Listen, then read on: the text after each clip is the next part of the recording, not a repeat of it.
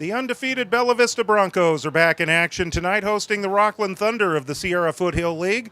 Well, this is not a league contest. It's still an important one for BV. The Broncos currently rank third in the Sac Joaquin section in the latest Max Preps rankings and are not only positioned for a playoff spot this year, but they can keep their ranking, if they can keep their ranking at number 3 or above, or even move up. That doesn't necessarily guarantee an increase in their chance of it doesn't necessarily guarantee a playoff spot, but it increases their chances of hosting a playoff game. That's what I meant to say. Sorry, we've been away for a while. If you recall last year, the Capital Valley League champions, Bella Vista and Vista del Lago, both had to go on the road for the first round last year. So all wins are important for BV. Getting to play at home would be huge. For Rocklin, they come into this game 2-9 overall, 1-7 in the Sierra Foothill League. They have a roster of 18, which includes 5 seniors. However, 13 of the 18 players eligible to return next year, and a JV program that has another 14. Rocklin is building a program that we could be talking about more in the future. In fact, their JV team gave Bella Vista a pretty good run today, with the Broncos winning that 11-8. It is the first game back from spring break and the beginning of the stretch run of the 2026 season. Rocklin and Bella Vista next on BV Live Sports. Hello, everybody. George Tharlson and Aaron Keogh. Welcome to our broadcast tonight, and welcome back after a week off. We kind of missed this. Yeah, we did. It was I didn't know what to do with myself last week. Honestly, yeah, no lacrosse at all. So for Bella Vista, we talked about it as I bumbled my way through the opening there. But winning right now, regardless of who you're playing, winning is the key, because the more you win, the chances you can move up. You stay at that number 3 or you move up, the better chances you have at hosting a playoff game, and that would really be something special for this program. Yeah, it would be, George. And, the way that they do lacrosse, not having a state tournament, they have a section championship, and that's it. And so the 2 schools that are ahead of them in the league, they're not going to play. So to your point, they need to win every game that they can. They need to win out if they can to try to lock up that 3 seed and get a home playoff game. And those teams are in the other league. Oak Ridge, certainly we know about them. They won it all last year, so that's certainly one of the teams that Bella Vista is battling against for that top spot. But again, they don't necessarily have to be number 1, although that would be something. That'd be great, yeah. You just want to be up there to where they're giving you that highest seed, so that you can get that home playoff game. And Sierra Foothill League is considered, both on the boys and the girls side, to be the tougher of the 2 leagues, and so it is possible that a few of their teams may still be seated above the league champion for the Capital Valley League. Yeah, I think that from a seeding perspective, if Bella Vista can win the league outright, remember last year they had a share of the league with Vista del Lago, splitting games with them.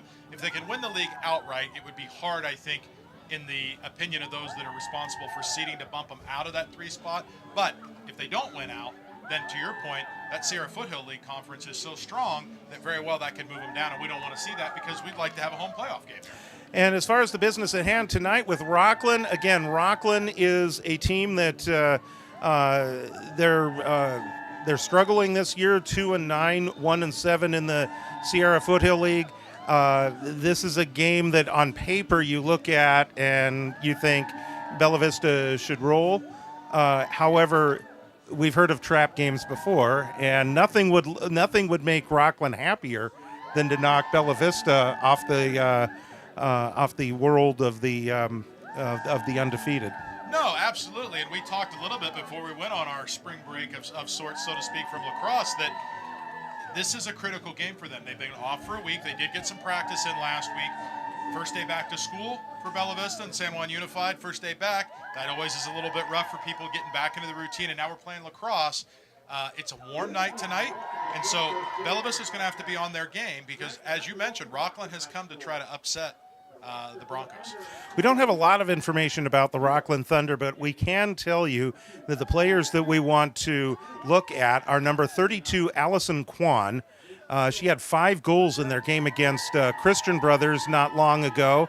And she also had 4 goals in a game against Whitney. She is something else. She's very shifty, and she can get to the ball and is very quick. The other one is Maria Tew. Tew is how it's spelled. And guess what number she wears? What? 2. Yeah. You set me up for that. Exactly. That's one where when we see her, we're calling both her name and her number. And her number, that's right. But she had 5 goals in their game against Whitney and 3 goals in a game against Folsom back on March 10th. So both of them are 3-year varsity players. Those are probably the 2 that we are going to watch out for the most for the Rocklin Thunder. As we mentioned, they've got 18 players on the roster. There's other names that we will be calling.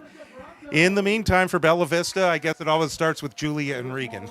It does, really. I mean, and hopefully they're going to pick up right where they left off. Just both having fantastic seasons. And this could be a game tonight. We'll see how it plays out. This could be a game where we see a lot of them early and then maybe not as the game goes on. Or maybe we'll see them, littered throughout, because at the same time, Coach Carlin's going to want to keep her players fresh for the games that are coming up. They play again Wednesday afternoon at Rio Americano. Again, without the lights, they play in the afternoon. And that's going to be one of those interesting nights, because the boys play Rio Americano on Wednesday night. We'll know the outcome of the girls' game when we go on for the boys' game. That's right. And the live stream that we will have on Wednesday night. Obviously, Regan and Julia, they're both on their way, or they're both working their way towards number 200. Julia at 171 for her career, so she's just 29 away, and Regan at 165. She's at 35 away. Not too many games left. Julia, of course, has all next season. Correct. And hopefully a few playoff games coming their way as well. Bless you. My goodness.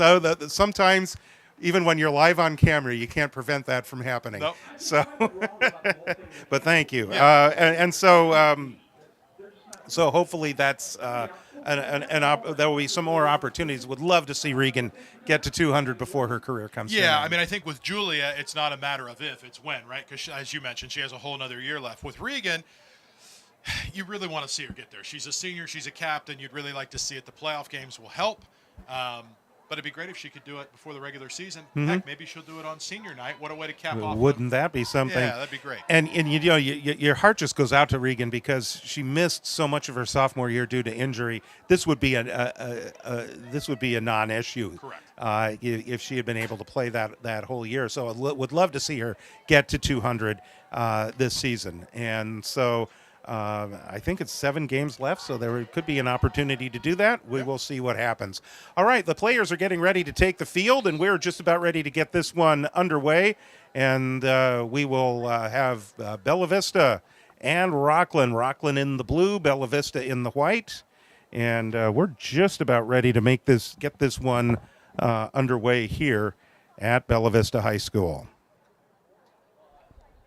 We have been blessed this year with just exceptional weather for these games. It has just, you could not ask for a better night tonight. It's beautiful, just right at 80 degrees, a light breeze. Sun's starting to come down in the sky. See the mountains off, snow-capped mountains off in the distance over the Sierra Nevadas. Just beautiful for lacrosse. We've been really, really lucky this year with the weather. David Houseworth likes to point out, he's my broadcast partner for the boys' games, former coach here at Bella Vista, how before these apartments across the way from us that you will often see sometimes in the camera shots, before they were here, this really was a Bella Vista, a beautiful view of what is beyond, and now they're kind of blocking. They are nice apartments, so it is still a Bella Vista of the apartments. That's right. So, all right, we're underway in our first game post spring break. Glad to have you along here for all the action tonight. And the Broncos with the first possession. There's Zia Martin as they work the ball behind the net. Lauren Wan. And Danny Janeway works with Ellis Turner. Turner fast becoming the draw specialist that they want her to be. Starting on a strong note here, winning the opening draw. Right now the Broncos just kind of taking their time. They spun it around the perimeter a couple of times already, continuing to work it. Yeah, the first time they went around, they omitted 15. It's Julia Thomas, and then they incorporated her the second time around. So Now they're looking to attack. Here's Juan. Juan gets free. She's right out in front. What a save by the goalie. That is Bella Fossen, a sophomore. that was close proximity. Point blank range, and she got a stick on that. And now here's another shot for the Broncos. That looks like Janeway took that one. And that one's going to go out of bounds. Juan chases it down, and so the Broncos keep possession.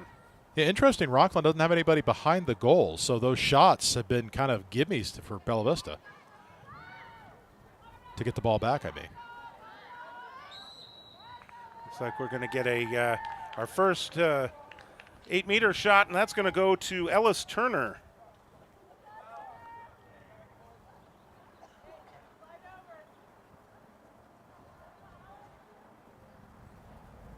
Hush.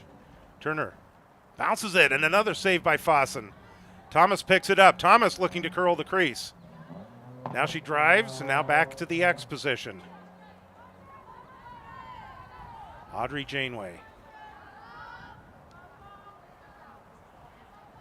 Regan got an early touch, and that was her only second touch of the game right there.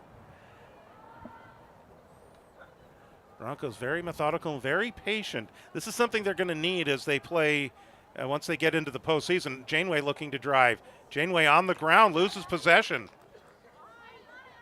Some good defense there by Peyton Combs.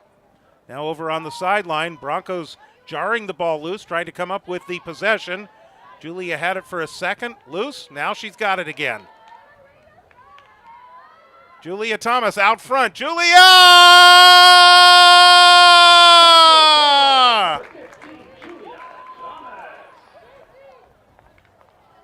With the first goal of the game, career goal number 172. She's 28 away, and that's her 47th goal of the season. Well, the officials really seem to be letting them play here. That kind of started with younger Janeway, Audrey Janeway, taking a pretty vicious check there, knocked her down, no call, and then got up in between her and Julia, cornered. That was Peyton Combs, got the ball knocked away, and then Combs came back, and they no foul in any of it, and Broncos on the board. Rocklin wins this one, Maria 2.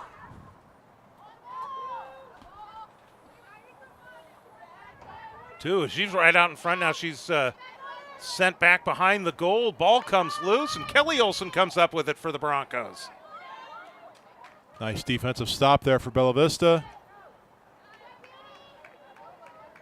Kelly Olson, a ground ball.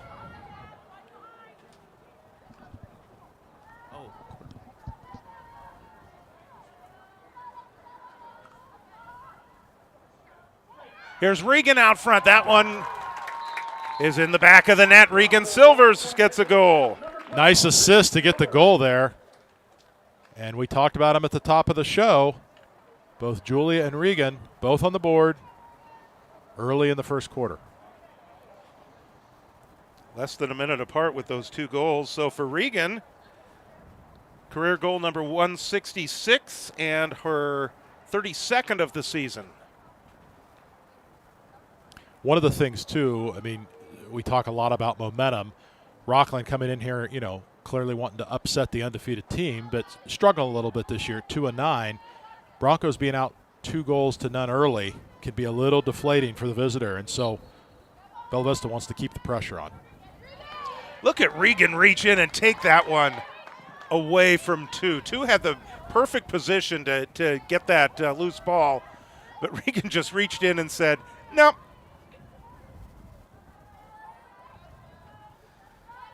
And so with that, the Broncos in possession.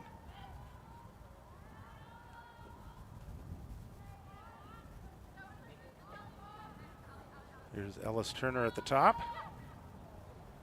That's a nice feed to a cutting Julia Thomas. Look at that footwork. There's Julia, and a save by Fossen. Bella Fossen has made 3 really good saves tonight. She's only a sophomore. I think we're going to see her. And I think Rocklin's going to have a program that is gradually going to get better. Yeah, they seem to be on an upswing here. Piper Tootin is the one that picks that one up, number 12. And here's Calms. Name like Calms, but she can wreak havoc.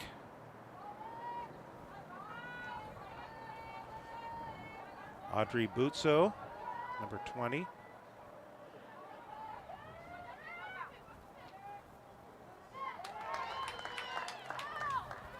Take away by the Broncos. Here's Danny Janeway on the move. Fakes left, moves right. Janeway, double team, closed off. And draws a foul. Looks like she's going to get a shot from the 8-meter line.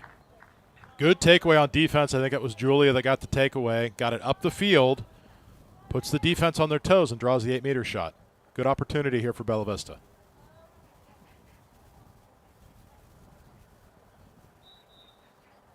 Janeway, and a save by Fossen. Janeway tried to go low and bounce that one. JC Silva dispossessed. Rocklin trying to secure that, but it goes out of bounds. Yeah, nice job, Zia Martin, getting her stick up there. Rocklin player just ran into Zia's stick and caused the ball to go out of bounds.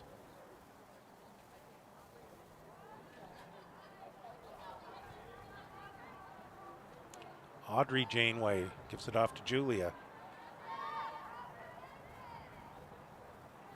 Nice feed in front to her sister and a score!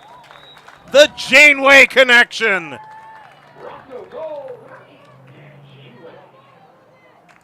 That was one of those, that was almost like a changeup in baseball. Like the windup seemed like it was going to be coming out of her stick or the cross way faster than it did, and I think it threw the goalie off.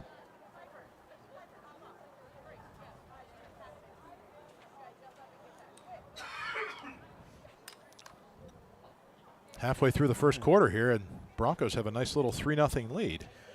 So for Janeway, 69th career goal, so she'll hit a milestone on the next one. 27th of the season.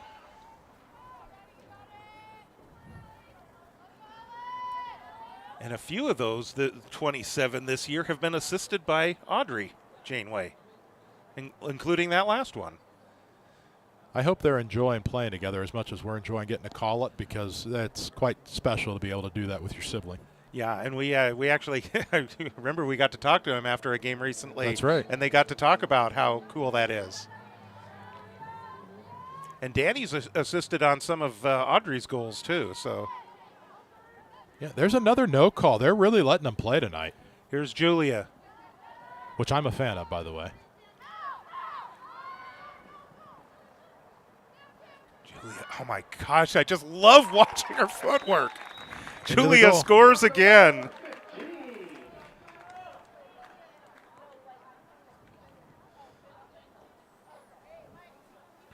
You know, I wonder if she, how many school dances she goes to, because I bet you she's good on the dance floor too. Dance floor, my goodness, yeah. Here comes some substitutions in for the Broncos.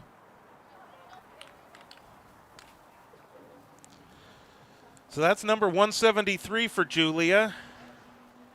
And for this season, number 48. So she's two shy of 50 for the season, which would mean it would be her third straight season of 50 or more goals. She had 57 as a freshman and 67 last year.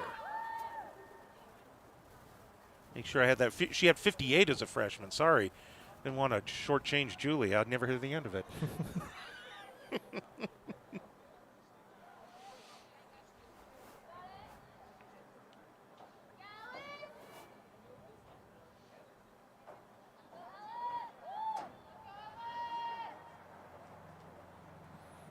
Having a little trouble getting the ball set here for the draw. And so they as they were in position, they kind of let them stand up and relax their muscles a little bit before getting back into position. That one never hit the ground. Nope. That's Turner and Thomas connecting up again. They've done that a lot off the draw. My goodness, right out in front. And that one goes in. Wow. That looked like that was going to go over the net.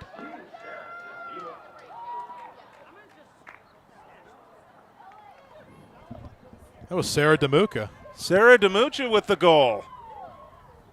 Sorry, things moved so fast there. I couldn't quite see who it was. That's her second career varsity goal.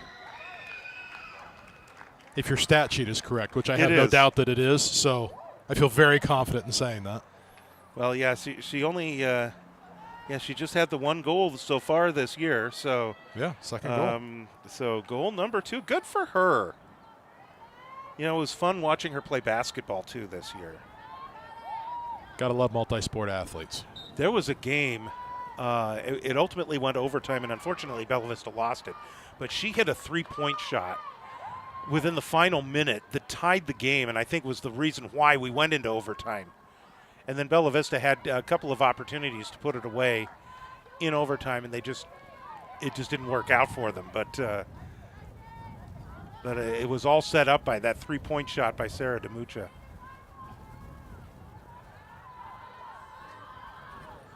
All right, so one spin around the perimeter. Amari Kanaki now in. That's her number 2.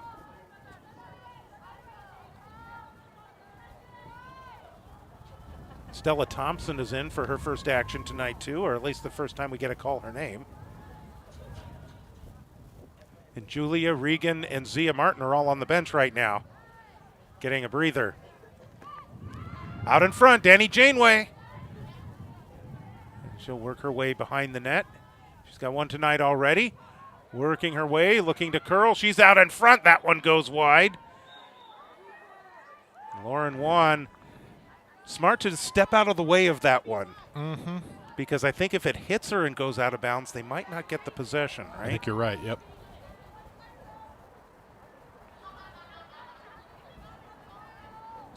Paige Hatfield in for her first touch there. There's McKenna Matson. Now Matson, ball comes out. And it is scooped up by Bella Fossen.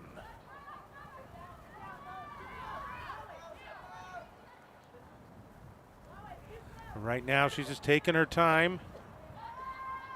Oh, nice interception there. Indeed, a really good interception. And an easy shot and score for Bella Vista. I think that might be Ellis Turner. Oh, is that Paige Hatfield? Paige Hatfield with a goal. Okay. Well, that's back-to-back goals. She telegraphed that beautifully. She Sorry, did. I got the wrong name, but when Fossen was ready to release the ball, I think she probably just didn't see Paige there. Yeah. She sent it out there. Paige read that beautifully. Oh, she did. And then there was nothing in between her and the goalie. No, so she was able to get in there and get that goal. Well, and that's what you love is just the pressure and the aggression on the attack. So that's back-to-back goals by Bella Vista players that had their second career goal. Here's Kanaki.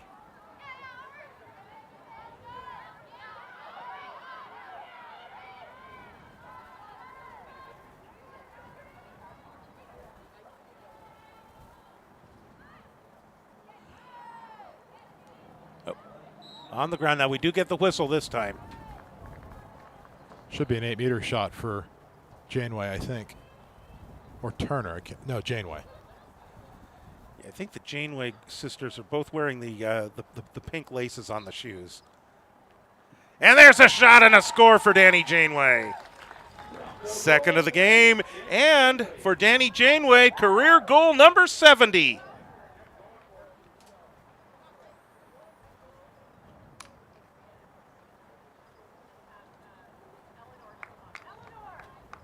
With 2:39 to go in the first quarter. And at the rate they're scoring, you wonder if we will be to a running clock before the end of the quarter here. Oh, my goodness. They are on a rampage. I mean, just destruction everywhere. Just certainly not a slump of sorts, spring break slump of sorts. They've come out firing on all cylinders tonight. Yeah, the whole Monday thing and everything. Yeah.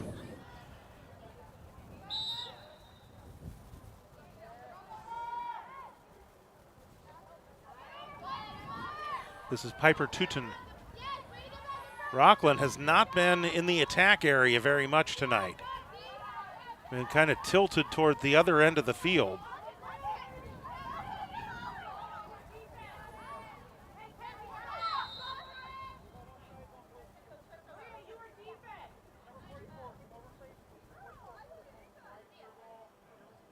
So 44 is coming out.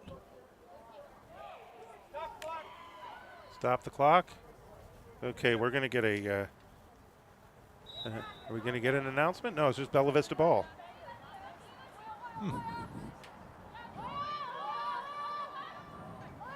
So here come the Broncos again. Stella Thompson. Thompson has an opening and is going to get an 8-meter shot. She had a good look there and made the decision to go between the two defenders, which was great because she drew the foul. Now she gets an uncontested opportunity.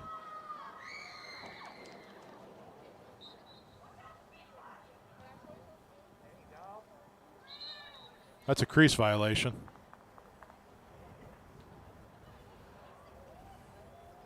Yeah, it's going to be Bella Vista ball. Rocklin defender stuck her cross into the crease, and you can't do that.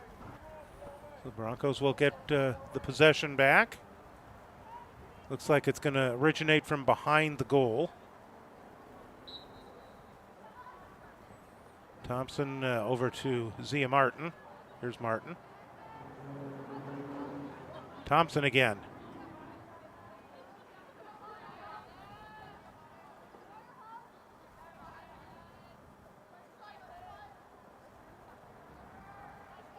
Kunaki displaying some nifty footwork there too.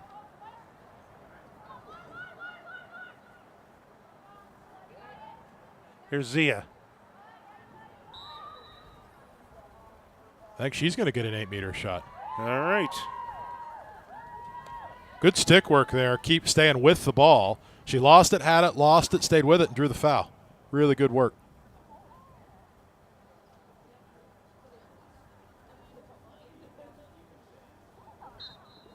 Here's Martin, and she scores! Nice. Zia Martin, that's number 23 for her career and number 17 for the season. Nice little misdirection there by her.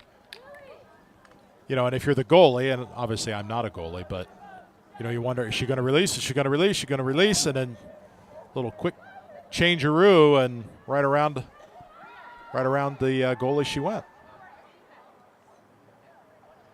There was some rowing of the boat on the sideline there. I'm not sure what that was, but it drew a kiss from Zia to her fans there on the sideline. Well, that's one of the things that they do on the sideline, as we know.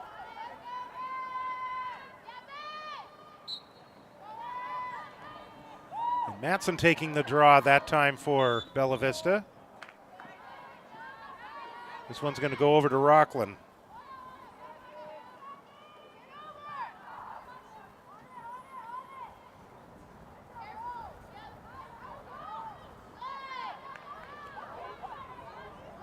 Immediate triple team. First time we called Allison Kwan's name. She was the one that was dispossessed of the ball. As we come to the end of the first quarter here at Bella Vista High School, and an 8-0 lead for the Broncos. Quite a start, and again, no spring break rust. None at all, and you know, I will just say, if not from the great play from Rocklin's goalie, the score would be much worse because she has played fantastic. But when you get the onslaught of just shot after shot after shot, I mean, it's hard to stop them all. And obviously 8 have gotten by, but I stopped keeping track there after she stopped so many in the beginning. I mean, she's really, I mean, credit to her. She has done a good job. It's just she needs a little help. There were three that come to mind immediately. Where, right. And I mean, they were both point blank range, and it was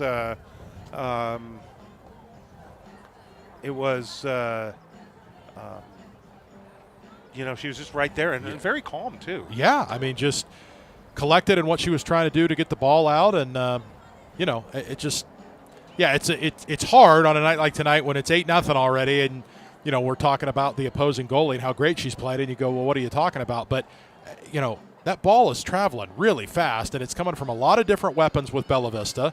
And that makes it really, really challenging. And so really good credit to her. Bella Vista's done a really good job of keeping both Quan and Tu in check, in this first quarter. I think that, we had limited information on Rocklin, as we talked about in the open, but Bella Vista's done a really good job. The majority of the game has been played on the Rocklin side of the field, where Rocklin's had to be in the defensive position. And so you would hope now with Bella Vista they'll continue this into the second quarter and get this into a running clock situation where they can try some different things. So we got about 15 seconds left here in the intermission break between the quarters. And then we'll be looking to get the second quarter underway as darkness has started to set in finally. The lights are doing their job on the field here at Bella Vista Stadium. We're going to switch ends of the field. That's the sound, the alarm sound going off. And we are ready to get the second quarter underway where the Broncos lead the Thunder 8-0. So we're getting set. Looks like Ellis Turner. We didn't talk about her, but she has done a phenomenal job. She's really a player that since the beginning of the season to now really seen a lot of improvement in her draw ability, controlling, I would say, at least 50% of the draws, if not more. And so has really looked spectacular, and she's out set to take the opening draw of the second quarter.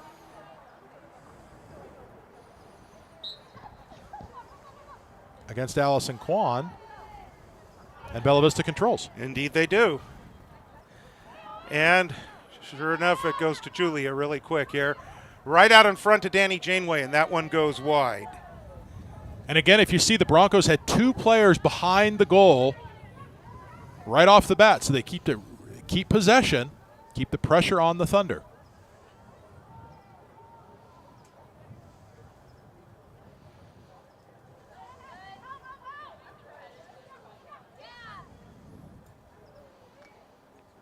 There's a bouncing shot that Fossen comes up with another save.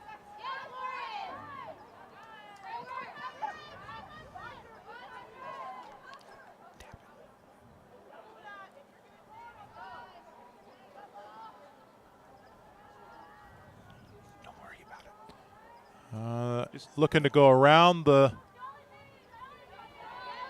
ring around the rosy a little bit here.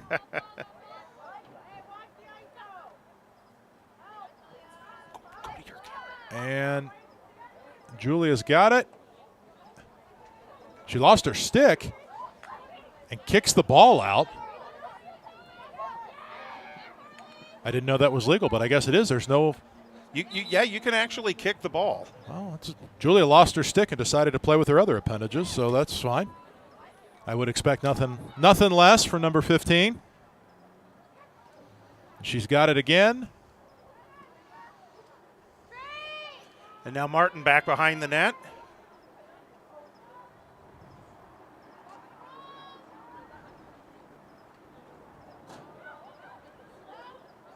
Janeway now finds a cutting Julia Thomas again. Another one for Julia with the hat trick already. 9th goal of the game for Bella Vista.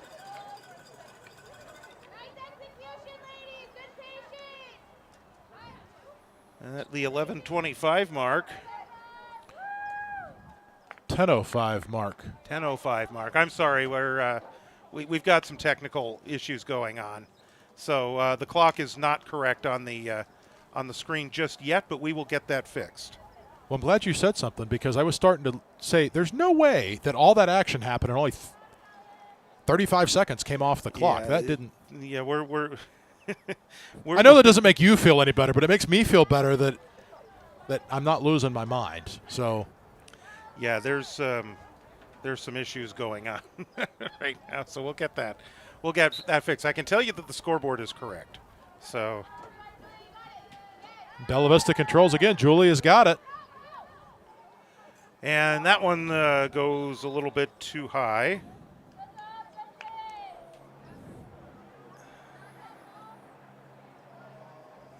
Julia just reminds me of kind of a thoroughbred racehorse that just wants to run. She just loves to play. And so sometimes the shot's going to be a little high. Most of the time it's not, but she just is going to get right back in there. And Lauren Wan with a score. How about that? First one tonight for Wan. And that'll put us on a running clock. With 9:24 to go. Yeah, so now the clock's just going to run.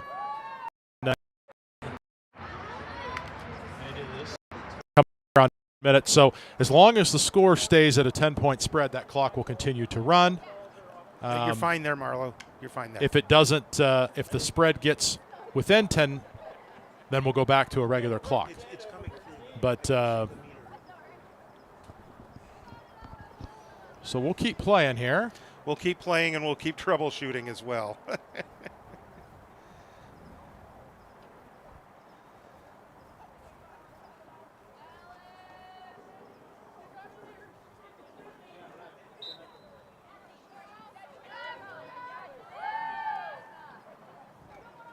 Julia's got it to Danny Janeway.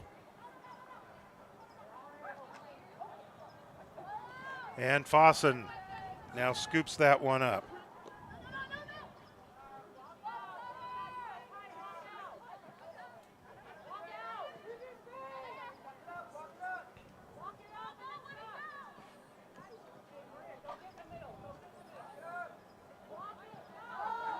You can hear the call, walk it up.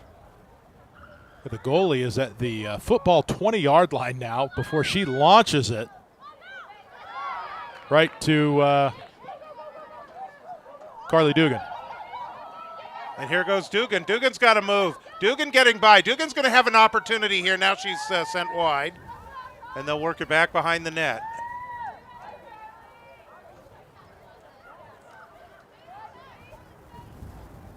Floated in front. Looks like that's Julia again.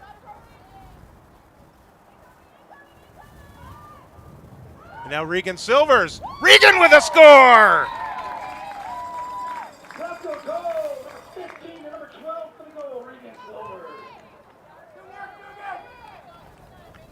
Second goal of the game for Regan at 7:12 to go in the second quarter.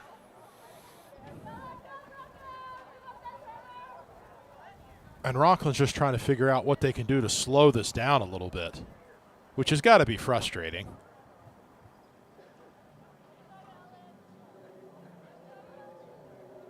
And I guess all I can say to that is the Broncos here just a few years ago had some games like that. So we feel you.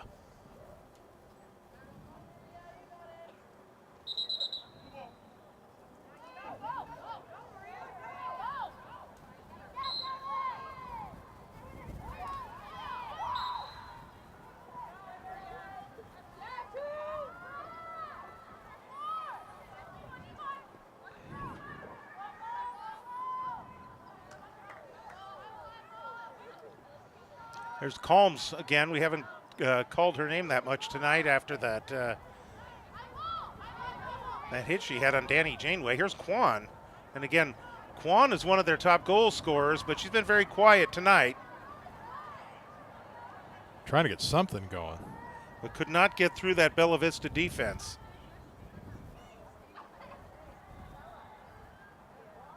This is 2 behind the net. And we get a whistle. It's going to be an 8-meter shot for Rocklin.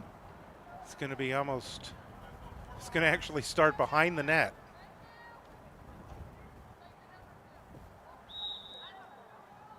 Two will bring it in. Well, that's one of the things she likes to do. Is she likes to try to curl the crease, and now she gets in front, and now she's sent to the ground. At the very least, this is an 8-meter shot.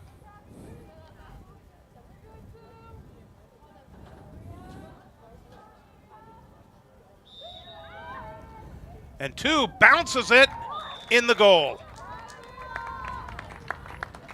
I think that's their first shot tonight. It might be, yeah. And it was good defense from, oh, and we're going to stop the clock now. No, we're not going to stop the clock. Official got confused with the numbers there. We're still at 10, so. No, it was good defense from both Sadie Keogh and Ellis Turner But I think the crossing Maria 2 just got everybody got kind of tangled up there, and down she went. So the Broncos will need to answer here.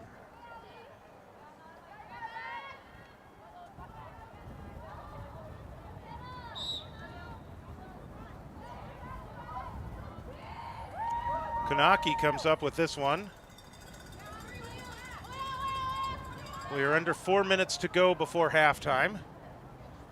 And Fossen comes up with this one. Kind of like that long shot from Kanaki there. That was maybe catch the goalie sleeping, but she did not.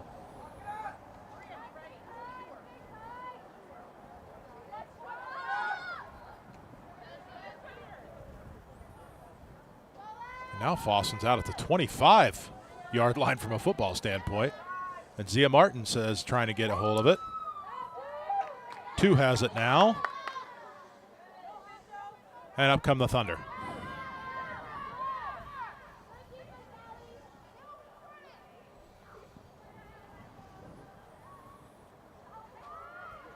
They're going to get a good look there. Looks like Story gets a save here for Bella Vista. That was Lois Higbee that took that shot. Broncos come up with the possession. Nice job by Stella Thompson to get that out of there. And here comes Audrey. Yes, and look at, again, we've talked about her, the way she just glides down the field. Yeah. The gait that she runs with, she's very easily identifiable. And now she gets an 8-meter shot, and she was very quick to set up for that.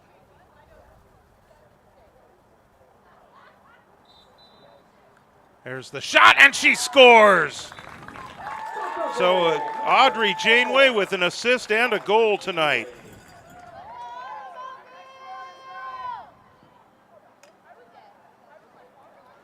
And the time check is 2:17 to go in the second quarter. We are having some technical difficulties tonight, but we're still able to bring you the action. And glad that you could be with us here at Almost halftime. almost halftime. The rate the clock's running. I'm going to be stepping away at halftime to address these technical issues. So it's going to be the Aaron Keogh show at halftime. Oh my! Watch out, world! Watch out!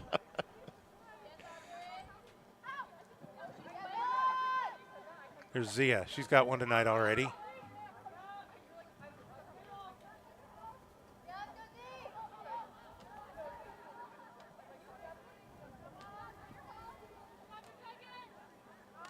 Here's Janeway once again. That's Audrey. And there's 2 of them. McKenna Matson and the whistle. So this is didn't see a lot of whistles early on, and now we're seeing a few more of them. I missed that. It must have been an illegal screen because Rocklin's going to get the ball, and there wasn't any shoving there, so it had to have been an illegal screen that happened. Under a minute to go with the running clock. Nice Good job. defense by Paige Hatfield. Nearly came up with that. Now Maria 2 has it for Rocklin.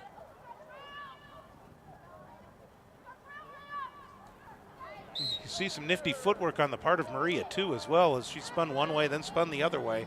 Almost like when you watch the figure skating during the Olympics, the ice dancing, when they do the twizzles and they go one way and then they immediately turn around and go the other way. Yeah, I love it. I love it. Oh, that one a little too tall, and it's going to go out of bounds and over to Bella Vista. As the final 20 seconds of the half are probably just going to go ahead and tick off here, as we will get to the end of the second quarter of action. Yeah, Story just going to hang on to it here, which is wise. And there is the end of the first half, a 12-1 Bella Vista lead, and the running clock, which is going to continue at least for the foreseeable future unless Rocklin can get a couple more goals. Just some overall thoughts here in the first half. I just really, really impressed with the way the Broncos have come out and played. I mean, no slump at all, just completely firing on all cylinders, like we said after the first quarter. And even as they've mixed things up, they don't seem to have skipped a beat, which is a great sign for the rest of this very short lacrosse season, but really, really, really great. And for Rocklin, I mean, just your heart goes out to them. I mean, you just the onslaught, though, I mean, there's been, I don't know, half a dozen different goal scorers for the Broncos, so that's hard to defend when you have one thing you can say about for Rocklin, yes, your heart does go out for them. They're building something, and so they're taking their lumps now. Yep. But in a few years, this matchup, you know, we still expect Bella Vista to be good, but we expect Rocklin to be better. So this matchup may turn into something. So we'll see. We'll see. If these programs continue to build, then it's going to get a lot more competitive, and we're not going to see as many of these games. No, it totally will. I mean, when you consider Allison Kwan's only a junior, she'll be back. The lineup here, you got a lot of underclassmen. So Fossen, only a sophomore, is in goal. I mean, that's a promising bright spot as well for the Thunder. All right. Well, Aaron, I'm going to hand you the scoring if you want to go ahead and take all right. it away for a little bit. Okay. Good luck. Good luck. Yeah, for those of you just joining us, we're having a little bit of IT issue here tonight. Not sure if it's Starlink or what, but maybe it's still on spring break. I don't know. But anyway, so we're at halftime here. It is 12-1 Bella Vista. Goals for the Broncos. Julia has a hat trick tonight. She's got 3. Regan Silvers has picked up 2. Both Sarah DeMuca and Paige Hatfield both picked up 1 goal apiece, but their second career varsity goal for both of those young ladies. Danny Janeway has got 2. Her sister's got 1. And for Danny, her second goal was number 70 on her career. And then both Zia Martin, Lauren Wan both have a goal apiece. For the Thunder, Maria Tu, who we talked about in the open, she's the lone goal for the Thunder. So when we come back from the break, it'll be a running clock here for the second half, again, unless the Thunder can pull within 10. Otherwise, it'll continue to be a running clock here. So we continue to watch both Julia and Regan on their quest to 200 on the season, or on their career, rather. So that's a fun thing to be able to watch. Julia up to 174, Regan up to 167. And I think something that we'll have to watch for her in the second half is just adjustments.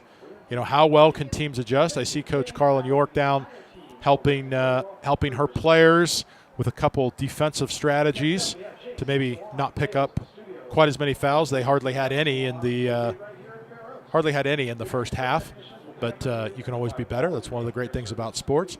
For Rocklin, I think just trying to regroup, understand where you can get your wins here in the second half will be really important as well. So we will see. And I see my partner in crime has left the boom, getting a thumbs up from our producer, Marla Mosier. So all signs pointing that we've got things fixed here, which is great. Because we can get the guy you really want to hear, the voice of BB Live, George Tharlson, back in the booth with us here. So I'll be back in just a minute, as we're just at 3 minutes here in halftime left before we get started here in the second half.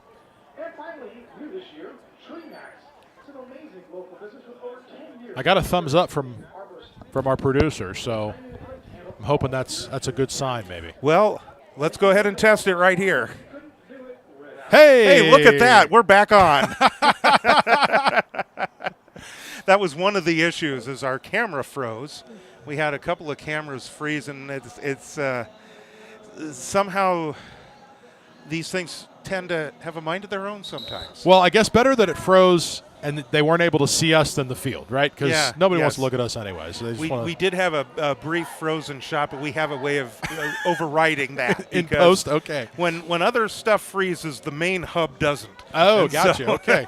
So a little backroom technology lesson there for you. And so our producer, Marlo Mosier, knows then to take the camera off the producer's station, and so she's still able to follow the action.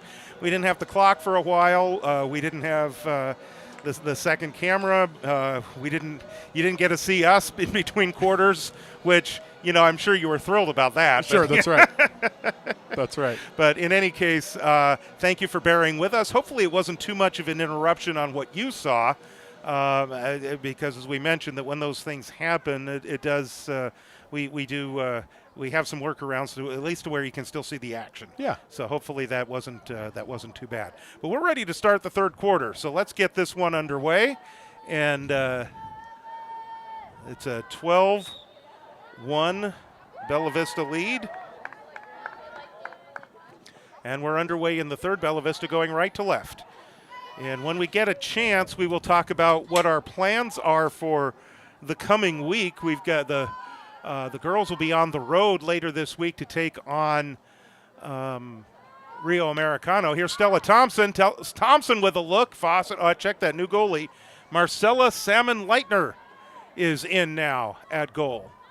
Well, that ricocheted shot bounced right into Zia Martin, who passed it on, and it's back to Lauren Wan. But I tell you what, the new Rocklin goalie, Salmon-Leitner, picked up right where Fossen left off. Yes, she did. Here's Thompson again. And she'll bring it back out. Silvers. We know who this is. This is again, the ball's going. Ball's going to go Rocklin way. It was Danny Janeway, but it is so hard to see without the binoculars, the 9 and the 8. And I don't want to misidentify them. Well, on the left side of the field, as we're standing, on the far side, we've still got some lights out, and that makes it a little even harder to see. Maria, too, comes to receive that pass, but she's immediately double-teamed. Bella Vista just, their defense, just a smothering defense right now. Regan Silvers makes contact with Abby Fitzer. I believe that's the coach's daughter. Catherine Fitzer is the head coach at Rocklin for the girls program. And here's Peyton Combs. Combs and 2 working the left side right now. 2 off a screen, double teamed immediately. Pass is too tall, and it's taken away by Casey Mosier. And now Audrey Janeway. Janeway on the move, using the speed right behind the net. Now here's Juan. Juan's got one tonight.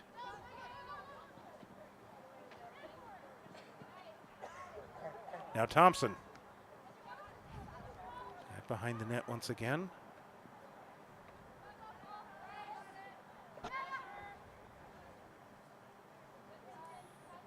Really impressed with the patience of the Broncos. They started that early tonight, and you had mentioned it, George. They're going to need that later in the season, but they've been really disciplined with it tonight. Now here's Zia Martin.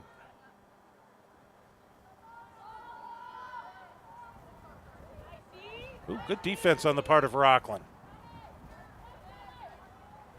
I think the Broncos are going to keep the possession, but that was J.C. Silva that got a stick on the ball there.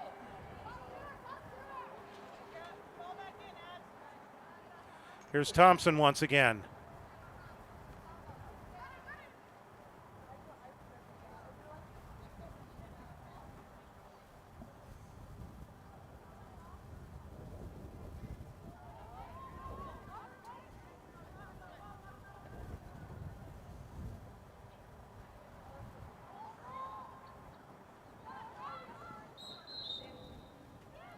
That's Juan draws the foul. Yep.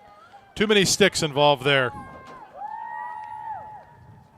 They are definitely letting them play tonight, but when you get multiple sticks hitting that at you, that's going to draw the foul every time.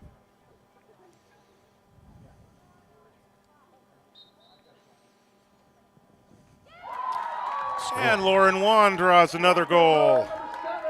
I think that's her second for tonight, That is right? her second tonight. Let's update her numbers. 8th of the season and 17th of her career.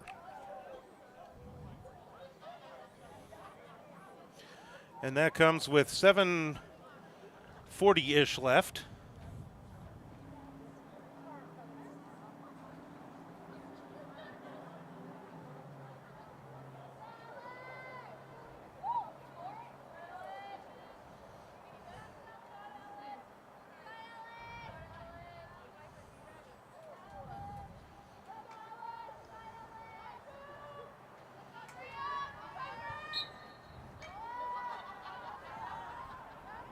Who's going to get to it first? Looks like Broncos were last to touch, so this goes over to Rocklin. The Rocklin Thunder.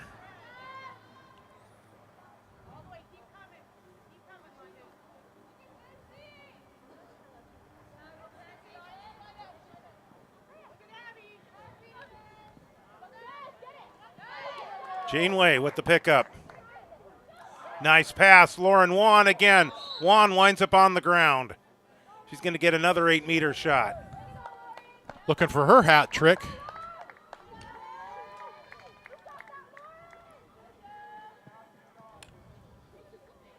And she's taking this one from 12 o'clock. Wan. Oh, save.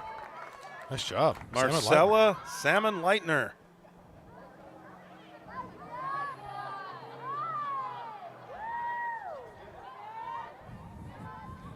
Kennedy Hall. Hall's got some quicks. And she draws an 8-meter shot. That's her first touch. She's a 4-year varsity player for Rocklin. That was her first touch tonight. At least the first time we've called her name.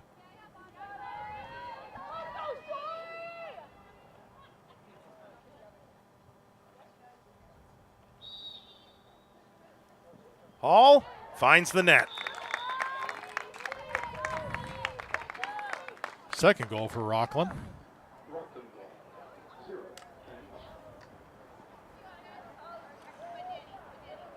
And that comes at about the 5:20 mark. Lots of substitutions now happening on the Bella Vista side as the clock continues to run. Right down at 5 minutes. Well, and this is an opportunity, and I'm sure that we will see Regan and Julia and Lauren Wan and Danny Janeway get some playing time still. But this is an opportunity for the younger players to get in and see some more action. It is, and from a sportsmanship standpoint as well, if you leave your top scorers in and they just keep scoring, you run the score up kind of unnecessarily, and that can be rough too. And you get the chance to kind of rest your main players, not risk injury. You've got a league game on Wednesday. Oh, and there's a shot for Maria, too, that goes into the net. So 2 quick goals by Rocklin. I think their other 2 goals have been scored on 8-meter shots, so this is the first one in the run of play. Yeah, back to 10 is the lead now. That's the second for 2 tonight. Just 2 for 2. Couldn't help myself. You're rubbing off on me, George. You're rubbing off on me.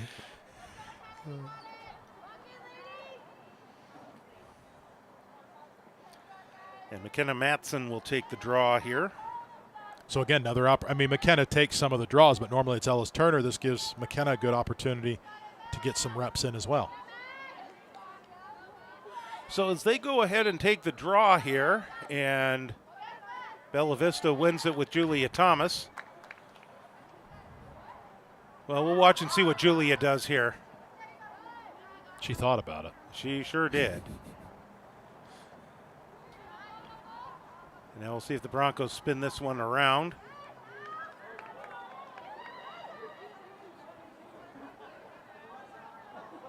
And Kunaki's going to pick that one up for Bella Vista, and then a whistle, and so this was going to go to Bella Vista, and the Broncos are going to keep this.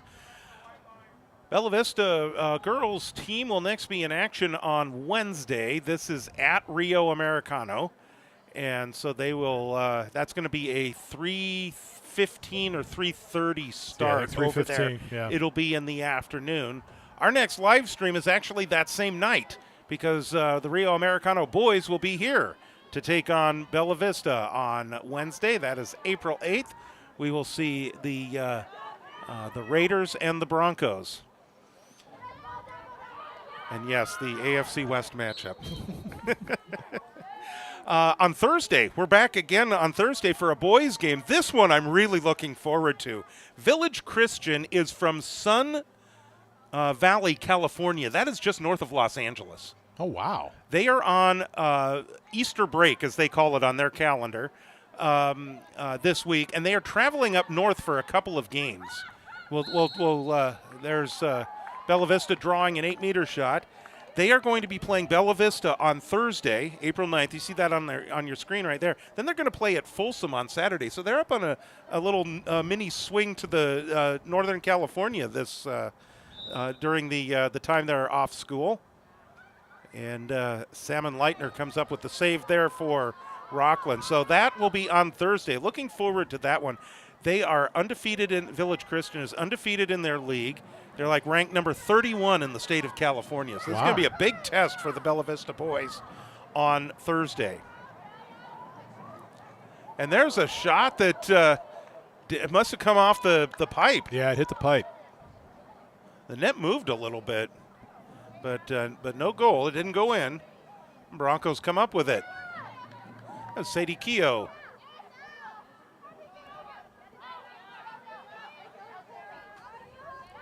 And now Rocklin back in possession.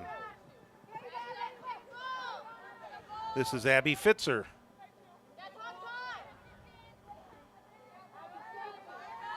And Maria too.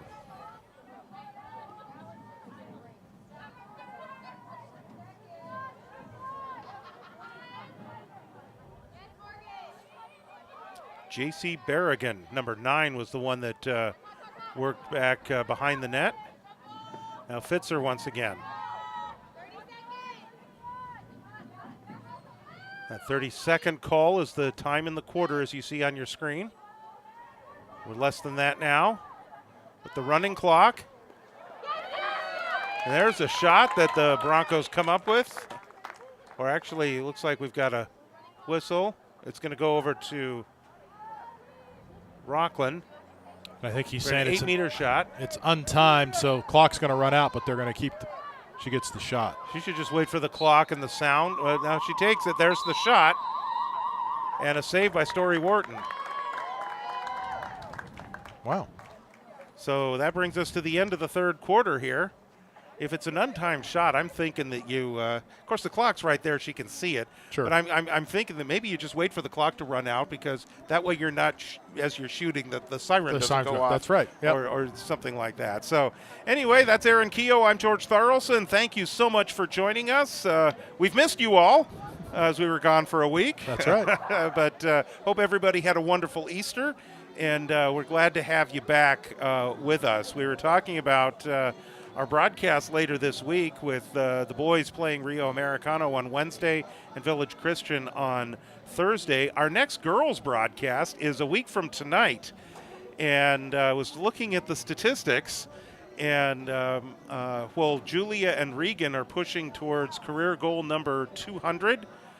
Quinn McLaughlin of Christian Brothers, I believe it's actually, I think I told you it was 100. I believe it's actually 200 for her as well. Oh, okay, good.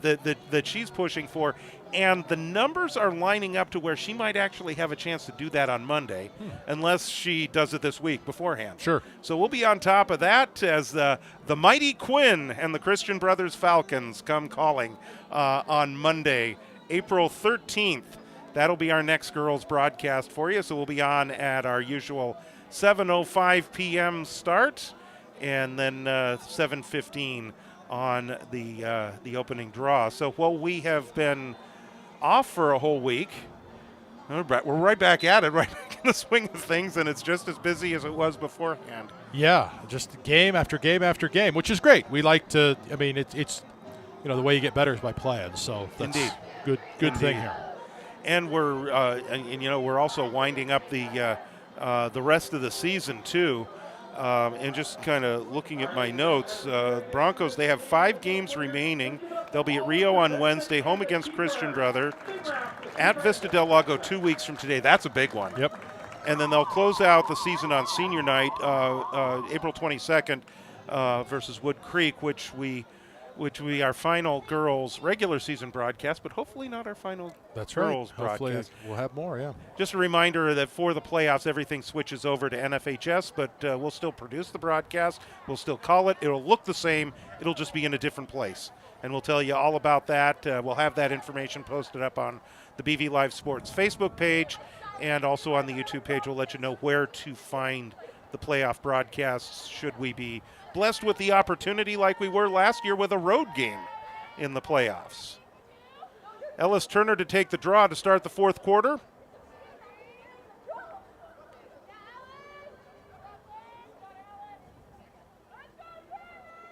It's really interesting position by the Rocklin player taking this. It's like that is Audrey Paduska.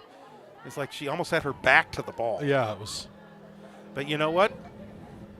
That's works, obviously something that's practiced, and there's something that you do. I just don't know that I've ever seen that before. The Broncos kind of had a sluggish third quarter there, which is to be expected when you're up as big as they are, but they do need to keep this at a 10-point swing at least so that clock keeps running. Tried to get it to Regan.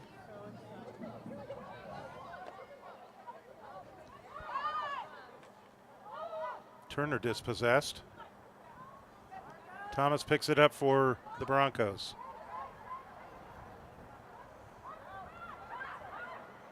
There's Audrey Janeway. She had her shot blocked. And Julia faked high, went low, and scores again. It's like a golf swing pass. She's got their shot. Golf swing shot she likes, right on the ground. So that brings us to 14-3. For Julia. That is 1, 2, 3. That is her fourth. That's 175 for her career. Danny Janeway hit career goal number 70 tonight. Regan Silvers has been on the board a couple of times.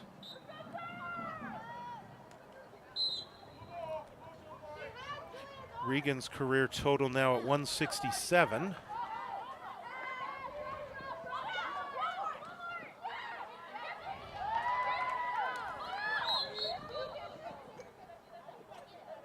Broncos keep possession. This is Danny Janeway.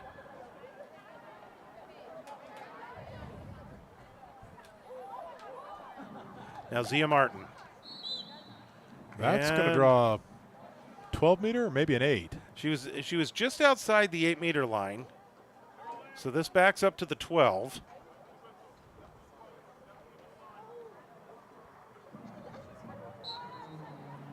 And she goes wide over to Regan. Hello to Zia Martin's family in Canada, Toronto. There's a shot for Regan and a score. I think that's a hat trick for her, right? Yep, that's the third for Silvers. I love that we have people in Canada watching. That's great, yeah. We're international. Yes. And I can tell you that the few times I've talked to Zia, she's just a delightful person to talk to. And her mom, Kirsten, is a help to all of us as part of the Boosters Club here at Bella Vista.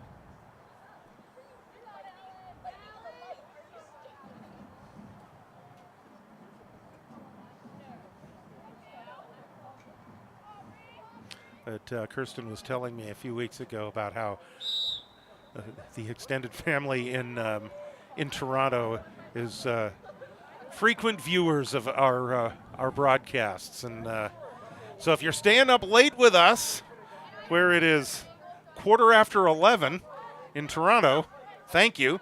If you're watching us the next day, thank you for doing that as well. So, and we understand.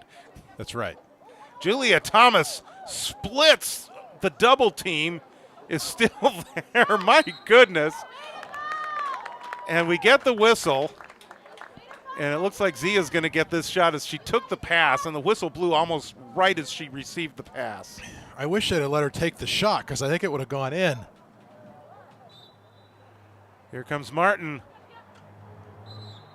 Looked like she was going to pass it and then do a little backhanded shot. Little trickeration on the part of Zia Martin, which at this stage of the game you can work on stuff like that, just in case you ever need it.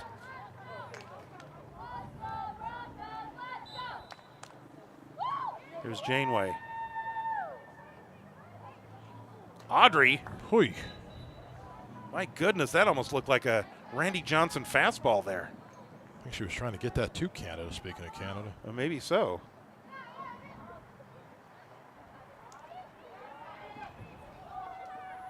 Julia behind the net. Well, here's a great opportunity. That was Danny Janeway on the shot, but Salmon Leitner equal to the task. Well, and really wise by the goalie there, Salmon Leitner, to take a step back with her stick down so that ball didn't travel behind her, find it, and then scoop it up.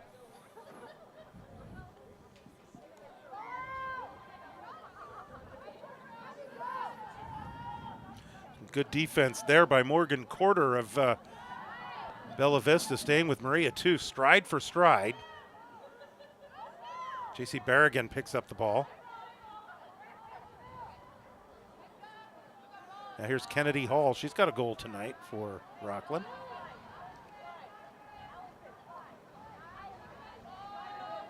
She's got some shifty footwork too.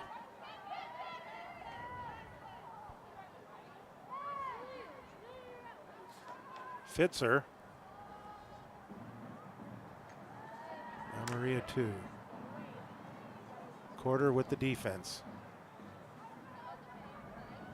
Corder with like a pink-purple combination on her shoes.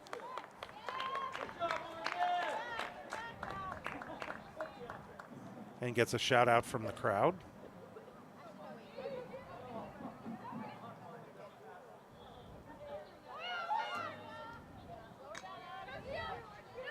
Here's Juan with that speed. Lauren, what a pass! My goodness! Oh, you can't script that better, my goodness. Oh, mercy!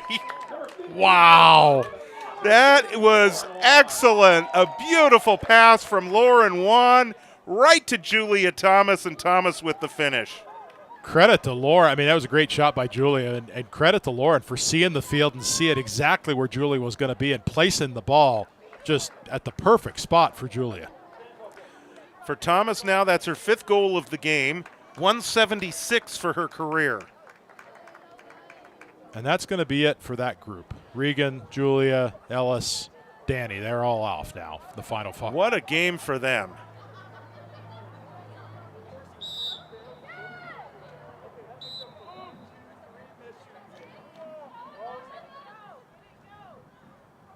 This will go to Rocklin.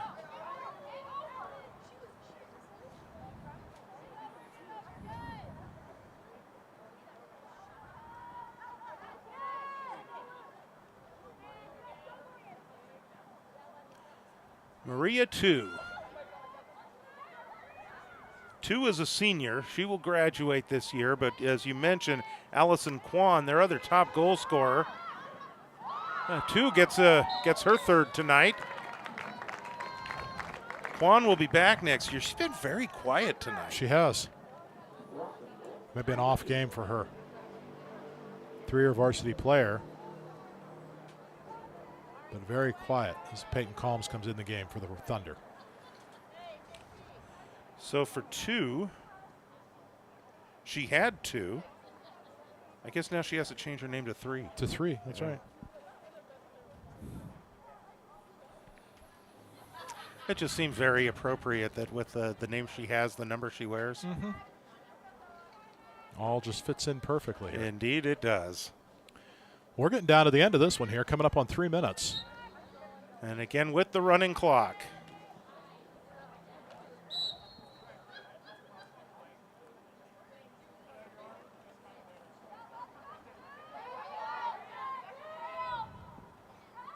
And here's 2 again.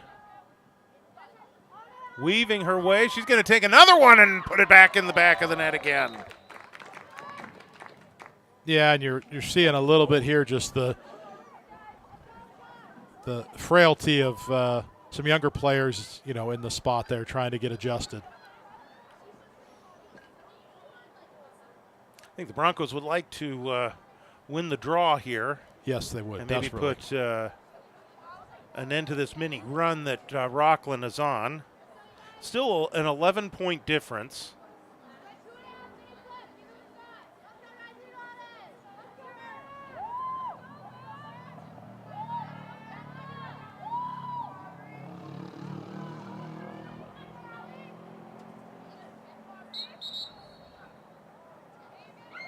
A violation. Rocklin's going to get this one.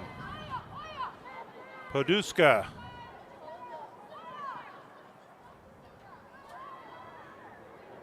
And Berrigan.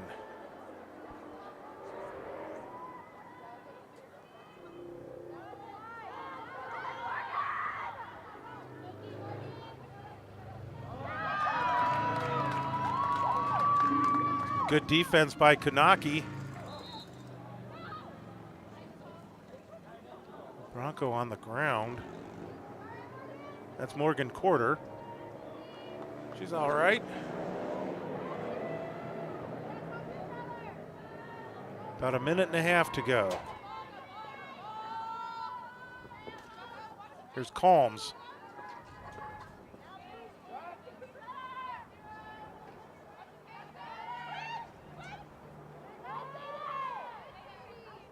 And there's Quan.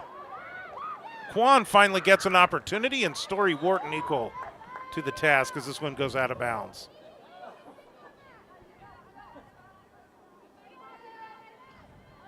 Two. Has 4 already. Story Wharton, another good save.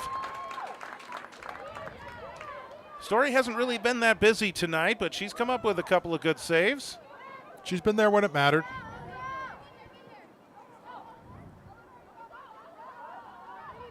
Eleanor Stevens comes up with the ground ball for Rocklin. Paduska, or check that, I'm sorry, that is Butzo. Berrigan.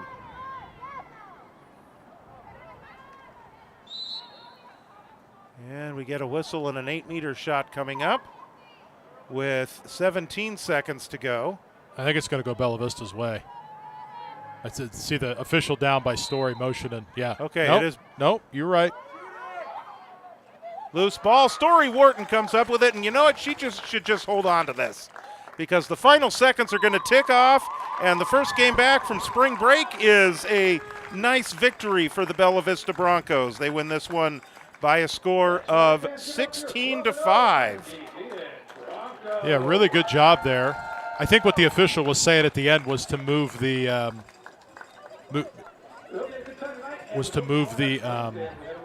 move back a little bit further. Okay. All right, let's see here. So the Broncos, they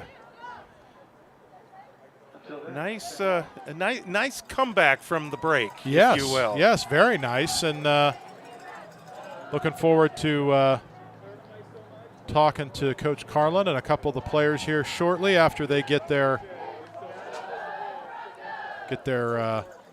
handshake or stick check or whatever you want to call it here. And they're being serenaded by little Sweet Caroline here, so how about that? So I feel like you're in Boston. Well, there you go. Well, Toronto's not that far from Boston. It's not. That's right. It's Canada on the mind. That's indeed, right. Indeed. So, yeah, there's that familiar sound of the stick handles clanking as the players wish each other well. I guess that's the lacrosse version of the high five. Yeah. So, I like it. Yeah, no, I think it is pretty cool. And if you're a germaphobe, even better. Yeah, indeed. Okay, so for Bella Vista, they take care of business here. Yeah, it's a non-league win, but one of the things that we talked about is whatever game comes up on the schedule, if you want to hold on to that or improve upon that number 3 ranking you have in the Sac Joaquin section, you got to keep winning. And staying at number 3 or higher, and this is the Max Preps rankings. The section may have a different way of doing their rankings, but that's what we have to go on because that's what's released publicly. Bella Vista wants to host a playoff game.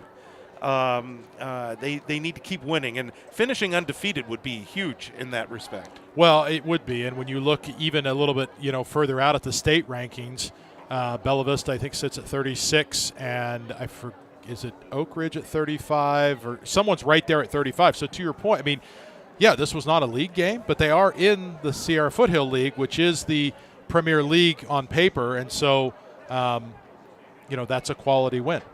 Indeed, and so you got your win tonight. Broncos improved now to 12-0. The league record is 7-0, and I was looking at the schedule on Max Preps. I'm kind of confused because West Park is in the league, Yes. but only one of those games is marked as a league game.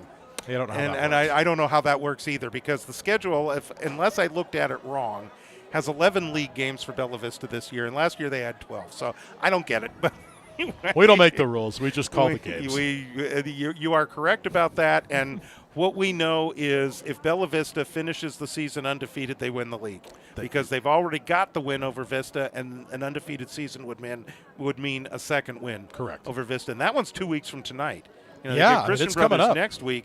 They'll have Vista in a couple of weeks, and that one will be on the road.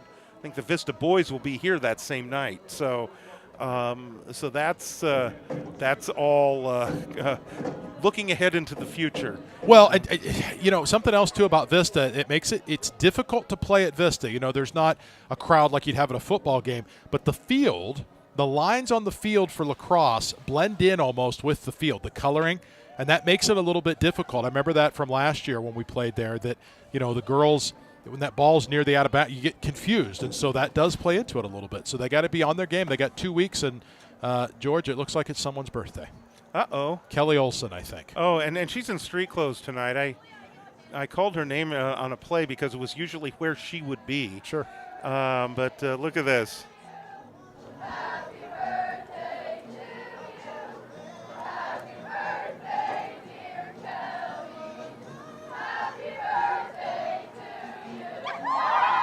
Things How that you would about not see that? in boys sports. And I love it.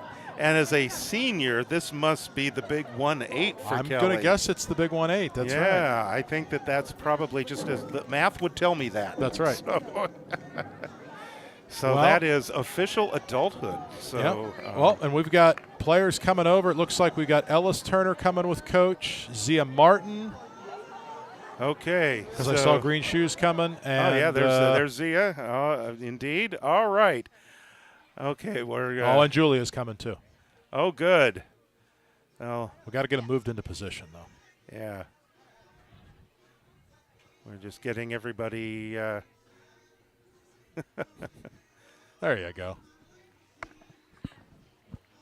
Okay. Carlin, you're getting to be a pro at this. Thank you. I'm trying. Okay, so I guess coming into this game, there some of the concerns might have been after the long layoff. How would the team respond? It looks like they responded pretty well. Yes, they did. So They absolutely did. tell me about the week, this past week. I know you gave them some time off. Yeah. Because I think that's what we talked about last time. There was a practice last Friday, correct? Mm-hmm. And so it looks like they were very well rested and ready to go tonight. Yeah, we went into this spring break with so many sicknesses, injuries, all of that. Our goalie was beat up. Everybody was just tired. So we planned on having Monday, Tuesday, Wednesday for practice, and it just felt like too much going into it. And I wanted people to enjoy their families and enjoy the break, and it could have either bit me or not, and it didn't. So I'm really glad that it didn't, and they still showed up, showed out, and really played exactly how I hoped they would play. And of course, we're into the stretch run here. As you come out of the break, and it's like the last few games, and not only are you battling for a league title, which again is right up there the list of priorities, but the playoff spot and the hope of getting that home playoff game too. So all of that is on the line. So to see them come out tonight and really just get going from the beginning had to be really. You had to be really happy to see that. I was very happy to see that. I think at the home stretch you can not see the possibilities that are there in good or bad. So I am very realistic when it comes to we still have to work for this. It's not just something that's given at this point. Every game is going to be challenging, and every game is going to be a different type of challenge. So today, this challenge was we haven't played them.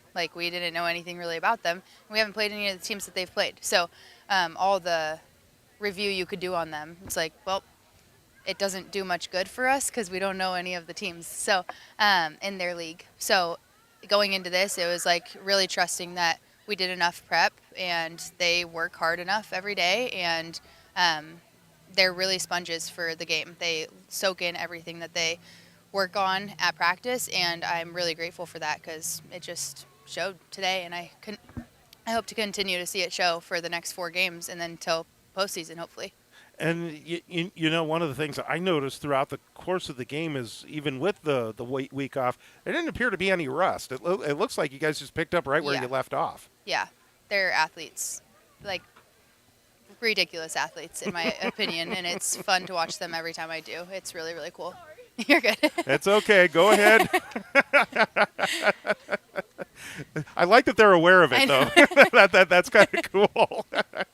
Okay, so you've got 3 of your players with you. Just maybe talk a little bit about their contributions tonight, what they mean to the program, and then then we'll give them their chance to chat with us. Yeah, I am so grateful for the different levels of like grades we have here, and the experiences that they have and stuff like that. I think everybody brings their own thing to the party, and Julia has come and like really showed just composure, hustle. There's never a point in which I have to worry about if the ball is on the ground or if we're struggling or whatever. Like, is Julia gonna like show up? Is she gonna like hustle through? Is she gonna give it everything she has? She is constantly giving it what she's got. She's constantly maneuvering through. It's a really, really cool thing to see at this age, because this is like what I saw in college, and seeing it now, it's really, really cool to see just like grow every game, just adaptability, consistency, all of that is something you don't see at this age very often, and it's just been super, super cool to just see already starting from last year when I wasn't coaching her to now where I do get to coach her, and I do get to see like the hustle behind the craft. Like, she works hard. She works so hard. She works harder than any high schooler I've ever seen. So just seeing like it does pay off, and I think that showed a lot through the other girls too. Like, when they are here and they see Julia here shooting, when they're here and they like, it's Julia's always there too. Like, Julia's always behind the scenes doing something, whether that's running or whether that's wall ball or whether like, and it just it proves how much like that structure and commitment to it just makes a huge difference, because she is somebody that's on the field that I trust full-heartedly, like all the time. And then Ellis she was a freshman for us last year on my JV team, and she just she was one of those people who had so much experience coming into JV that it was like we could either put her up for varsity or keep her with JV and have her be a leader. And I needed her at that role last year, which I think could be good and bad for her, because yes, she's a leader, and yes, she's getting a lot of those stats and stuff like that, but also she didn't really get to like be with other levels and stuff like that are really pushing her every single day. She was taking the role of the teaching role and like the leading and stuff like that. So I think seeing her in this role where she is learning every day, and when she is like she's still a leader on our team. She's showing up for our draws. She is our draw specialist. She has become a rock in our team that it's crazy to see a sophomore take on. And it's so consistent. Like, whether she's dealing with injury, whether she's dealing with sickness, whatever, like, whatever happens outside of the team or outside of practice or whatever, like, she comes in and she's ready to work, like, which is very cool to see at such a young age too. It's like she's just so consistent, and so like she hustles so hard. So that's been a great person for our team as well. And then Zia, I got to work with for the first time this year, and I knew her from last year, and I knew her hustle from last year, but to see her blossom as a player this year, she's been a rock on our offense. She is constantly where she needs to be, whether that's making assists or making goals. It's just like her cuts are timed perfectly. Her passes are timed perfectly. There's patience there. There's just like, it seems to have just like locked in, and it works so well with our offense. It's just like beautiful to see, and especially with like Lauren and Danny in her, it's just it's so good, and it's been really, really cool to watch. Well, and I can echo that from our perspective too. It's great watching these three and really everybody on the team. I do want to give you a chance to talk about upcoming. We got Rio on Wednesday, Christian Brothers next Monday. Just your thoughts on as you get back into league play. Yeah, we're ready for it. We have this week and then two more weeks, so it's like final straw or final push. And I think taking these opportunities to just appreciate our team and appreciate the seniors and appreciate every last experience that we have, and just have fun, and hopefully continue to win and play as a team. All right. Well, Carlin, congratulations on another win. Much. Keep it going. Thank you. Good luck on Wednesday. We'll see you on Monday. Yes. And so looking forward to all of that. Thank And you we're so gonna much. we're gonna go ahead and get Julia all hooked up here, and that will be our next opportunity here. You guys are all getting good at this. So.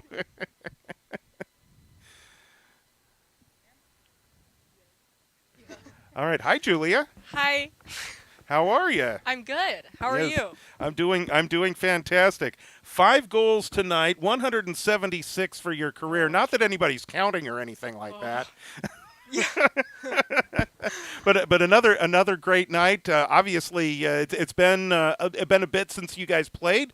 So tell me about coming back after the layoff and just hitting flooring the accelerator, I guess. Yeah, I mean, I think going into spring break, like Carlin said, we were all pretty tired, so it was kind of nice to have that week off. But I was a little bit nervous going into tonight just because, we had one practice Friday, but we didn't really have all our people and everything. But, I mean, just kind of shows that our team is just always here and ready to play. And I was just really proud of our girls tonight because I don't know, I thought we came out and we just came out with our foot on the gas and kept it there all night, so it was awesome.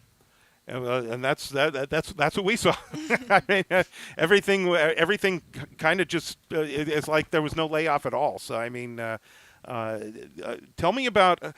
I got to ask you about that pass you got from Lauren late in the game. I mean, you want I guess the term you guys use is sick. That was a sick pass, yeah, right? it was sick. That was, oh my gosh. Well, because, on those kind of plays, when you see someone like Lauren make an awesome play, I think she got a ground ball or clear in the midfield. I think it was a ground ball, like a close turnover maybe.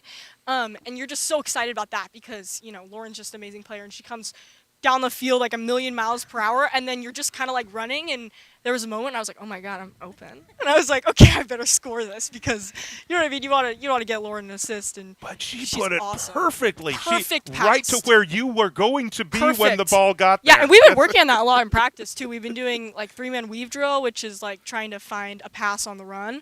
And so I think that really showed well tonight. But yeah, that was just an amazing pass. I mean, that was all Lauren. That whole play was just Lauren. Like, I don't know. It's just so exciting to see your teammate just go crazy like that. And then to be on the end of the goal was just. Well, you deserve some credit too because you recognized it and you knew that you had to make a move to get there. And so, I mean, it's just watching the two of you work in tandem like that and to have it work and how smooth it went. I mean, that was fantastic. Yeah, no, that was definitely got to be one of my favorite plays on the season just because of. I don't know how in sync we were, and then just I didn't even have to move to catch the ball. Like it just came right to my stick. I was like, whoa, awesome. So yeah, it was an awesome pass, awesome. But play. it was there. So what are your thoughts now as we head down the final stretch? 4 games left. I can't believe this has gone by so fast. Yeah. But 4 games left. Just your thoughts heading into those 4 games. Obviously, you guys went to the playoffs last year. You want to make a deeper run this year. So just priorities for the next 4 games. Yeah, I mean, I think priorities for the next 4 games, like, just kind of keep doing what we're doing. I mean, I think we've been doing a really good job at adjusting to how the other team is playing us, and kind of working off of that throughout the game, making adjustments. I mean, obviously, our goal right now is, to win league and make it to playoffs. Like, that's our goal. I think we're in a really good spot to do that right now, but we still obviously have to come out with the win in these next 4 games. And I think something that we're doing a really good job at this year is we're really respecting our opponent. I don't think there's a single game we've gone into where any of us have thought lower of the other team or, thought that it was an easy win. And I think that that's just really helping us come out with fire every game because, lacrosse is a really interesting game. It's just so fast that really any team can come out on top on any particular day just because of how the game is. And so it's really just about, who's going to come out the hardest and who's going to want it the most. So, yeah, that's kind of our mindset going into these next 4 games. Cool. Well, Julia, thank you very much for talking to us. Thank you. Let's go ahead and bring in Ellis. You guys have all done this before. I think this is going to be Zia's first shot at it, but you guys are getting really good at this. So. Boom. All right. Well, hi, Ellis. Hi. Hey, we're talking to you again. Yes. So I'm asking everybody about the break. How did the break help you?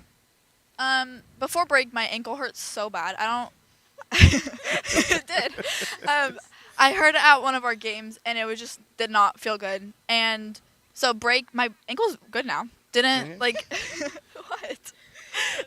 You able to kick your feet up a little bit, Yeah. Lay back on the couch, not have to worry about stressing it out or anything like that. So, well, that's good. That's one of the benefits for a week off is, like Coach was saying, you get a chance to rest the injury. So Yeah. with the ankle now feeling good again, it must have felt really good to be back out there today. Yeah. It was it's fun playing, not worrying about trying to get back and not I don't know, hurt yourself more. But yeah, it felt really good to come back today. Good to hear. Tell me about your role as the draw specialist again. And I know we talked about this before, but as you continue to get those opportunities and just come into your own in that position, how's that going? And how's your confidence building as far as getting all those opportunities? It is so much. I love the draw. It's so fun. I like trying to figure out who I'm going against. Every time it's a different girl, and every team against there's different girls around the circle. But I think it's just so interesting to see how they're doing it and start the game off not knowing anything and just try different things and work with the girls around the circle, make passes and plays and ground balls. I like it. It's fun. So I'm going to ask you a question about the draws, because we kind of noticed there was one draw where the Rocklin player, she was actually facing us, but the ball was behind her. And so there are different positions you can line up in when you do the draw, correct? Yeah. So you can push. When you push, you're normally pushing righty because you're going against one righty. Or you can pull, and you're normally pulling lefty, so then you're facing the other way, and you're pulling this way. So it's just different depending. Some people, when they're lefties, they normally only do pull, or some girls they do both. So yeah, it's interesting to see which one they're gonna do, and then switch it up for them. It is interesting to watch, especially the different positions, and then how you do that. And most of the time, the ball winds up going way in the air on the draw. We've talked about this during some of the past games, how you and Julia seem to work very well on the draw, because you'll get the control, you'll get it popped up in the air, and 9 times out of 10, it's Julia that's in the right place at the right time to come up with it. Yeah, I think Julia's really good at telling me where she is, and she just goes for the ball every time. We know Julia, she's just gonna be on the ball every time. So. Well, fantastic. Well, glad to talk to you again, and keep up the good work. And thanks for joining us. Thank you. All right. Now we get to. Let's go. Wait, my bad. It goes Oh. Okay, that feels way better. There you go. Hi, Zia. Hi. I have to start by saying nice shoes. Thank you. I'm wearing them just for you. Well, I appreciate that. Let's see. I think we had you for a goal tonight, and but Coach had some very nice words about you as well on your role on this team. Tell me about what it is that you need to do, what your role is on this team, and how it's going here in your senior year. Well, I think assists are my favorite. I'm always looking to give it to someone else. I love working with Danny and Lauren on the offense, and we make a lot of good plays together.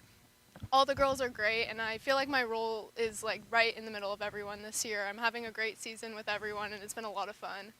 Yeah, and it seems like you're around the ball a lot. I mean, you're easy to spot, but Oh, thank you. but I mean, on defense, the ground balls, you're there, you're picking those up. And then, you're looking to make those passes, but you get your opportunities too to find the back of the net. Yeah. You did so tonight, so tell us more about that. When do you know that you've got a shot at taking a shot? I think for the 8 meters, it's a little bit different, just assessing like how the defenders are going to come at you. For that 8 meter, I could tell the girl on my right wasn't going to come at me the way the rest of them were, and I like to shoot right as much as I can, so I just try to get around her as quickly as I could. All right. We haven't had a chance to talk to you yet, so I wanted to ask you what your plans are after you graduate. Are you is college set now, or what are the plans? Yes, it is. I committed to UCSD for a human bio major in the fall. Okay. Wonderful. Well, congratulations. Thank you. Do they have lacrosse there? They do. They also have club field hockey. Oh. Now, those are you able to do two sports? I don't know. I'm not sure that I would, but they definitely have both of them. Okay, so there's an interest in one or the other. Yeah. Well, we love watching you play lacrosse. I'm sure field hockey is. Haven't seen you play field hockey, but I'm sure that that's another fun one for you. But hopefully you'll get a chance to do one or the other or both. Yeah, definitely. Indeed. What are your thoughts as we head down the final stretch? 4 games to go. Obviously, you tasted the playoffs last year. Yep. You want to get back and want to go a little further. So tell me about your thoughts heading into these final 4 games. I just really want to enjoy it and like savor every moment with my team. We're having like such an amazing season. It's the most fun I've had. It's flown by in the best way possible, and I really just want to enjoy the last few games and obviously continue to do well. But I think going to playoffs will be such a great end to our season, and I really, really hope we get there. Well, we do too, and we want to be there for you as well. I'm hoping we get a game here. Yeah, that would be great. that would be fun. Ladies, thank you very much for joining us tonight. Congratulations on the win. Thank you. Enjoyed talking to all of you. Thank you, George. Thank you so much. We will see you on Monday, and good luck on Wednesday against Rio Americano. Thank you so much. All right, that is Carlin York, Julia Thomas, Ellis Turner, and Zia Martin joining us. Had to mention the shoes. That's right. Yeah. Perfect. All right. So I'll ask you as we head into the final 4 games, one at a time. So the focus is on Rio Americano. Mm-hmm. We can talk about the Mighty Quinn later for the game next Monday. But got to get the one on Wednesday afternoon. Yeah, just one at a time from this point out. You can't look too far ahead. Luckily for the team, they've played all these teams, so they kind of know what to expect going in. I think on paper the Vista game will be the toughest, but the Rio game could be just as tough because you're playing there, you're playing in the afternoon, and if you get complacent, I don't remember if it was Ellis or Julia that was talking about how fast-paced lacrosse is, right? Mm-hmm. And so very quickly the score can get out of hand. I mean, tonight we saw at the end of the first quarter it was 8-0, and Rocklin sitting there going, "What happened?" Right? And even though the final score ended up 15-4, whatever it was, 16-5, I guess. It doesn't change the fact that things happen very quickly in girls lacrosse. So they got to take them one at a time, and hopefully here in a couple weeks we'll be talking about an undefeated season, regular season, anyways. One of the things that I appreciated in the conversation that we had with them is the comment about we're not taking anybody lightly. We are respecting every opponent regardless of what their record is. Right. And I think that when teams are victimized by the quote-unquote trap game, it's when they don't do that. Correct. And so for them to have that focus and understand the importance of doing that, it puts them in a good place at the start of each game.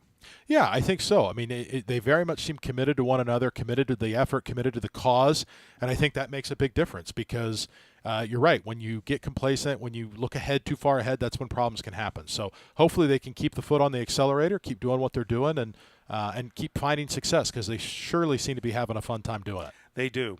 And I know that for the likes of Zia Martin in particular, Regan Silvers, time is running short on their senior year. Mm-hmm. They just have 4 games left. 2 of those are at home.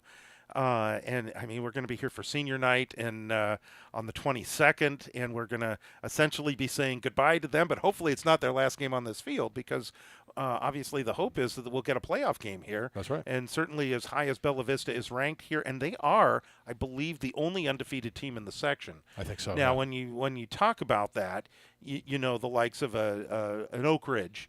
And the other team ahead of them is escaping me right now. But those are teams that have specifically scheduled tougher opponents, and so Right. and they play each other, and so there's the possibility they lose to each other, and Correct. so those don't hurt them as much, and so that's why an undefeated Bella Vista team is still ranked below them, is because of the elite level that those teams are considered at, and Bella Vista is trying to get there. Right. They're trying to be there, but what Bella Vista needs to do to get there is take care of business on the field, and they will have that opportunity against some of these better teams.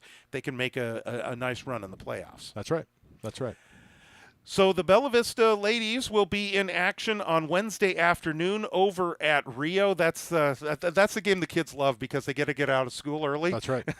And then they get on the bus and head over to Carmichael, and they will play that game. It's either a 3:15 or a 3:30 start, but it is an early start over at Rio. And then we'll tell you as much as we know about that game when we come on that night as the boys take on Rio. That will be right here at Bella Vista. We'll be on at 7:05 for the Bronco boys taking on Rio. That's going to be Bella Vista's first game out of the break. They are not playing tonight. They will be playing on Wednesday for their first game after spring break. And then they're going to turn around and play again the next day against Village Christian of Sun Valley.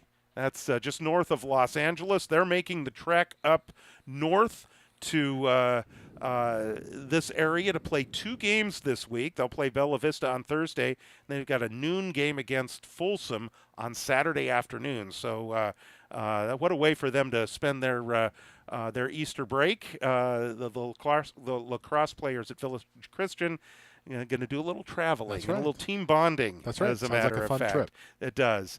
And then a week from tonight, I would say you ain't seen nothing like the mighty Quinn, but we have. We've seen her a few times. Quinn McLaughlin and the Christian Brothers Falcons will be here. McLaughlin is also among those that is close to 200 goals for her career. In fact, I think she's even closer than Julia heading into this week. And so we'll see what she does this week and whether she might actually set that milestone or have a chance to set that milestone against Bella Vista on Monday. Of course, for Bella Vista, the important thing is getting the W's, winning the league, staying undefeated, getting that top ranking, or at least that top 3 ranking, and being able to hopefully host a first-round playoff game, if not maybe even a second should they win in the first round. Who knows? Right. We'll see what happens. But anyway, those are our broadcast plans over the next week. So we want to say thank you for everyone joining us here tonight. We want to say thanks to Rita Thomas, our camera operator, and for Marlo Mosier, our producer. For Aaron Keogh, I'm George Tharlson. 16-5, Bella Vista wins it tonight, and they're back in action on Wednesday. Thank you very much once again. Have a great night.